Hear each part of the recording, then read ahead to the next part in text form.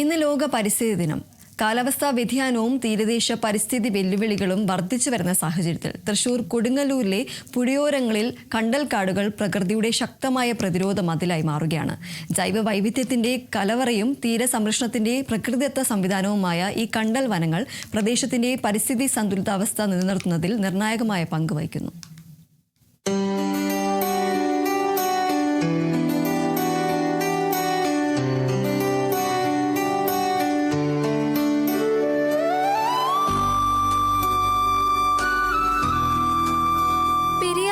കനോലിക്കനാലിന്റെയും സമീപ പ്രദേശങ്ങളിലായി വ്യാപിച്ചു കിടക്കുന്ന കണ്ടൽക്കാടുകൾ നിരവധി മത്സ്യങ്ങളുടെയും ചെമ്മീനുകളുടെയും ഞണ്ടുകളുടെയും പ്രജനന കേന്ദ്രങ്ങളാണ്.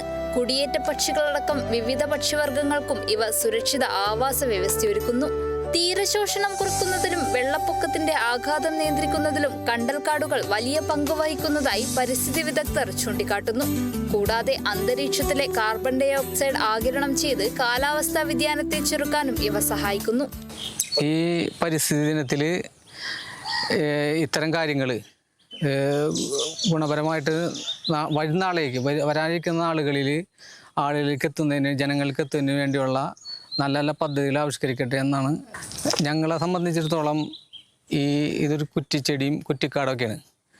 പക്ഷേ ഈ കണ്ടൽക്കാടിൻ്റെ പ്രാധാന്യവും അതുപോലെ പ്രസക്തിയും തിരിച്ചറിയുമ്പോഴാണ് ഇത് എത്ര വലിയ സേവനമാണ് നമ്മുടെ നാടിന് ചെയ്യുന്നത് മനസ്സിലാക്കേണ്ടത്.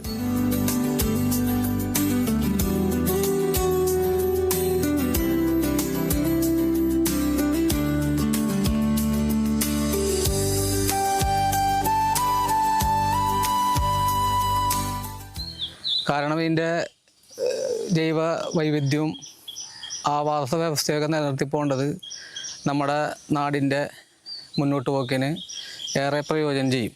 ഇതിൻ്റെ മണ്ണൊലിപ്പും അതുപോലെ തന്നെ ചെറിയ ചെറിയ കിളികളും അതുപോലെ മറ്റുള്ള ജീവജാലങ്ങളൊക്കെ കൂടുകൂട്ടാനും ഇതിൻ്റെ മത്സ്യസമ്പത്ത് നിലനിർത്തുന്നതിനൊക്കെ ഇത് ഏറെ പ്രയോജനം ചെയ്യും.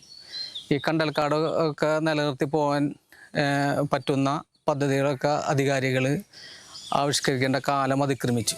ലോക പരിസ്ഥിതി ദിനത്തിൽ കൊടുങ്ങല്ലൂരിന്റെ ഈ ഹരിത സമ്പത്ത് കൂടുതൽ സംരക്ഷിക്കുകയും വരും തലമുറകൾക്കായി നിലനിർത്തുകയും ചെയ്യേണ്ടതിന്റെ ആവശ്യകതയാണ് ഈ കണ്ടൽക്കാടുകൾ ഓർമ്മിപ്പിക്കുന്നത്.